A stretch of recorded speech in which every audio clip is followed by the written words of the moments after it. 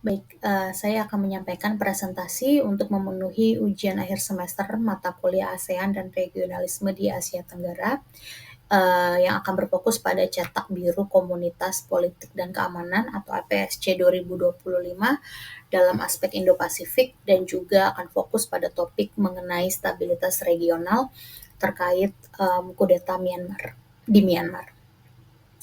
Baik, jadi presentasi ini akan diawali dengan pembahasan mengenai cetak biru APSC 2025, dilanjutkan dengan pembahasan mengenai Indo-Pasifik di ASEAN dalam cakupan ASEAN Outlook on Indo-Pasifik, kemudian dilanjutkan dengan analisis yang terkait dengan stabilitas regional dan kudeta di Myanmar, lalu akan diakhiri dengan kesimpulan dan penyebutan sumber-sumber yang digunakan. Baik, yang pertama untuk cetak biru APSC ini seperti pembahasan di kelas tanggal 20 April 2024, cetak biru APSC ini memiliki tujuan untuk menjadi panduan memastikan masyarakat ASEAN agar bisa hidup dalam perdamaian dengan satu sama lain dan juga dalam cakupan global di lingkungan yang adil, demokratis, dan juga harmonis. Cetak biru ini juga bertujuan untuk menjaga perdamaian dan stabilitas regional dengan menggunakan pendekatan-pendekatan yang komprehensif. Ada beberapa hal yang ingin dicapai dalam cetak biru APSC 2025 ini. Yang pertama, untuk menjadikan komunitas yang berdasarkan aturan, berorientasi dan berpusat pada masyarakatnya. Artinya, menjadi komunitas yang didasarkan pada hukum, memusatkan fokusnya kepada masyarakatnya yang diikat oleh prinsip-prinsip fundamental dengan norma dan nilai-nilai yang dianut secara bersama yang membuat masyarakat ASEAN bisa memiliki dan menikmati hak asasi manusia, memiliki kebebasan mendasar dan keadilan sosial, juga bisa merangkul nilai-nilai toleransi, moderasi, dan memiliki kesadaran yang kuat akan kebersamaan, identitas bersama, dan nasib bersama. Kemudian terkait poin kedua, yaitu untuk menjadi komunitas yang tangguh dan berada di dalam kawasan yang aman dan stabil dengan memperkuat kapasitas untuk secara efektif dan juga bisa tepat waktu untuk bisa merespon tantangan yang dihadapi ASEAN secara keseluruhan sesuai dengan prinsip-prinsip keamanan yang utuh dan komprehensif. Terkait yang ketiga adalah untuk menjadi komunitas yang melihat keluar dan memperdalam kerjasama dengan pihak luar, menjunjung dan memperkuat sentralitas ASEAN dalam arsitektur kawasan yang terus berkembang, dan juga memainkan peran penting yang bertanggung jawab dan konstruktif secara global berdasarkan wadah bersama ASEAN dalam menangani isu-isu internasional. Yang terakhir juga untuk menjadi komunitas yang memiliki kapasitas institusi yang diperkuat melalui proses kerja dan koordinasi ASEAN yang dikembangkan, dan juga melalui peningkatan efektivitas dan efisiensi di organ-organ dan badan ASEAN, termasuk di dalamnya penguatan terhadap ASEAN Sekretariat dan juga peningkatan kehadiran institusional ASEAN dalam level nasional, regional, maupun internasional. Baik, yang berikutnya terkait Indo-Pasifik menurut ASEAN dalam khususnya ASEAN Outlook on the Pacific. Bagian ini bersumber dari dokumen AOIP yang ada di Moodle dan juga diskusi kelas pada tanggal 18 Mei 2024. Jadi untuk AOIP sendiri ini memiliki beberapa elemen utama. Yang pertama adalah untuk integrasi kawasan Asia Pasifik dan Samudra Hindia, kemudian promosi dialog dan kerjasama alih-alih permusuhan, kemudian memajukan pembangunan dan kesejahteraan bagi semua, dan juga menekankan kepentingan domain maritim dalam arsitektur regional. Dan di dalam dokumen AOIP ini terdapat 4 area kerjasama yang potensial.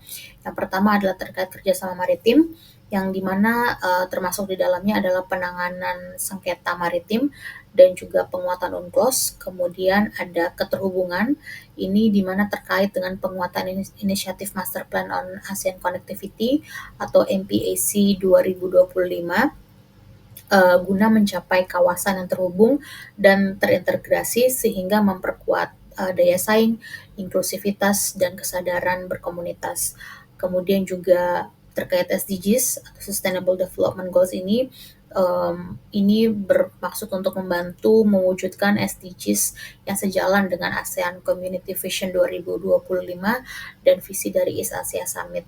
Kemudian terakhir adalah mengenai kerjasama ekonomi, termasuk di dalamnya memperkuat kerjasama selatan-selatan, fasilitasi perdagangan, digital ekonomi, UMKM, dan lain-lain. Berikutnya AOIP ini juga memiliki beberapa objektif. Yang pertama adalah untuk menawarkan outlook untuk memandu kerjasama di kawasan, kemudian juga untuk membantu mempromosikan kawasan yang mendukung perdamaian, stabilitas, dan kemakmuran dalam menangani isu bersama, kemudian juga memperkuat proses pembangunan komunitas ASEAN, dan memperkokoh mekanisme yang dipimpin ASEAN seperti East Asia Summit, dan juga implementasi area kerjasama prioritas ASEAN seperti yang sudah disebutkan sebelumnya, di slide sebelumnya.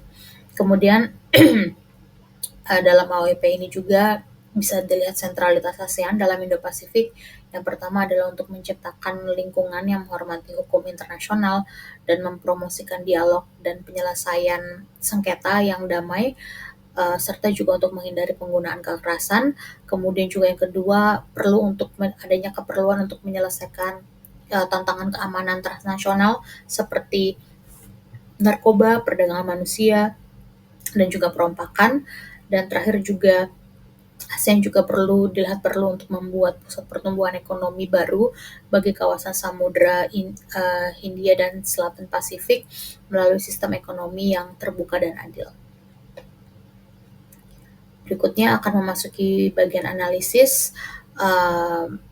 Jadi dipilih kasus kudeta di Myanmar sebagai salah satu isu dan tantangan bersama yang dihadapi ASEAN yang dikira sekiranya akan dapat mengancam stabilitas di kawasan. Tapi di sisi yang lain seperti kita ketahui, prinsip non-interference itu menjadi dasar atau prinsip dasar dari ASEAN seperti diskusi kita di kelas pada tanggal 18 Maret 2024. Dan hal ini sekiranya membuat penanganan konflik Myanmar ini tidak bisa untuk dilakukan secara direct atau one-on-one antara sesama negara anggota ASEAN dengan Myanmar, tetapi harus melalui mekanisme dari ASEAN sebagai organisasi kawasan yang ada di Asia Tenggara. Dan dalam APSC sendiri, stabilitas regional juga menjadi sorotan, yakni seperti terkandung di dalam subpilar yang kedua terkait dengan perwujudan kawasan yang damai, aman, dan stabil yang fokus pada penyelesaian isu genting dan situasi krisis. Dan tentunya kudeta Myanmar ini menjadi salah satu isu penting, genting, dan juga situasi krisis, karena menurut analisa saya jika dibiarkan terus-menerus kasus kudeta Myanmar ini bisa semakin memburuk dan akan menjadi pekerjaan rumah untuk ASEAN yang harus diselesaikan. Dan dalam aspek Indo-Pasifik secara lebih luas, kita juga bisa melihat bahwa hal ini juga menjadi sorotan karena seperti tertuang di dalam AOIP yang tadi sudah kita bahas, di mana terdapat juga dalam poin objektifnya yaitu untuk membentuk kawasan atau wilayah yang damai, stabil, dan makmur, dan juga bertujuan untuk menyelesaikan tantangan bersama. Sehingga hal ini menunjukkan bahwa adanya signifikansi yang tinggi terhadap topik stabilitas regional, termasuk dalamnya kasus kudeta di Myanmar, yang menjadi sama-sama pentingnya baik bagi ASEAN maupun Indo-Pasifik. Oleh karena itu, menurut saya, demi untuk bisa mengindahkan prinsip non-interference yang dimiliki oleh ASEAN, tetapi di waktu yang bersamaan juga bisa menyelesaikan konflik di Myanmar untuk menjaga stabilitas kawasan yang mana juga merupakan prioritas dari Indo-Pasifik, maka sepertinya konsep Troika sebagaimana sudah dibahas di kelas kita di minggu lalu 25 Mei, konsep Troika yang merupakan inisiatif dari Indonesia pada saat Indonesia menjadi keketuaan ASEAN di tahun 2023 lalu ini, bisa dipakai sebagai mekanisme yang bisa menjadi celah kesempatan untuk bisa menyelesaikan isu kudeta Myanmar, karena dengan Troika ini intervensi yang dilakukan terhadap Myanmar tidaklah melanggar prinsip non-interference karena tidak berlaku sebagai dalam kapasitas antara sesama negara anggota ASEAN, tetapi dilakukan dalam kapasitas ASEAN sebagai organisasi kawasan dan juga merupakan bentuk himbauan atau rujukan yang diberikan ASEAN terhadap Myanmar. Dan Troika ini juga diharapkan dapat memberikan kesinambungan dan keberlanjutan usaha untuk menyelesaikan masalah ini. Kemudian itu dari mekanisme yang terpimpin oleh ASEAN, lalu masuk ke dalam Indo-Pasifik secara lebih luas. mengingat stabilitas regional juga merupakan prioritas dari Indo-Pasifik, maka ASEAN mungkin bisa coba untuk mengeksplorasi kerjasama dengan negara anggota Indo-Pasifik lainnya untuk mencari solusi bersama menyelesaikan konflik atau kudeta di Myanmar yang hadir sebagai ancaman terhadap stabilitas regional yang merupakan kembali lagi prioritas baik bagi ASEAN maupun Indo-Pasifik. Demikian analisa saya, sehingga kesimpulannya adalah bahwa stabilitas regional merupakan prioritas bagi ASEAN dan dalam cakupan Indo-Pasifik. Dalam cakupan Indo-Pasifik, ASEAN telah berhasil memboyong signifikansi ini sehingga tertuang di dalam objektif HOIP. Salah satu topik stabilitas regional yang relevan saat ini di kawasan ASEAN adalah kasus kudeta Myanmar yang layak menjadi sorotan strategis bagi ASEAN dan Indo-Pasifik. Dan mekanisme troika bisa terus dilakukan guna memastikan keberlangsungan dan keberlanjutan usaha-usaha penyelesaian konflik ini. Mungkin ASEAN juga bisa, seperti disebutkan sebelumnya, bisa mengeksplorasi skema kerjasama dengan negara-negara anggota Indo-Pasifik yang bisa juga turut serta membantu menyusun strategi penyelesaian konflik Myanmar agar tidak mengancam stabilitas kawasan baik di ASEAN maupun di Indo-Pasifik. Demikian presentasi saya.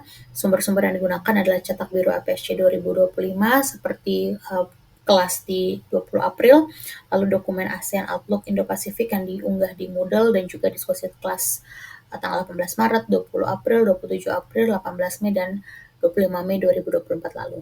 Demikian presentasi saya. Terima kasih.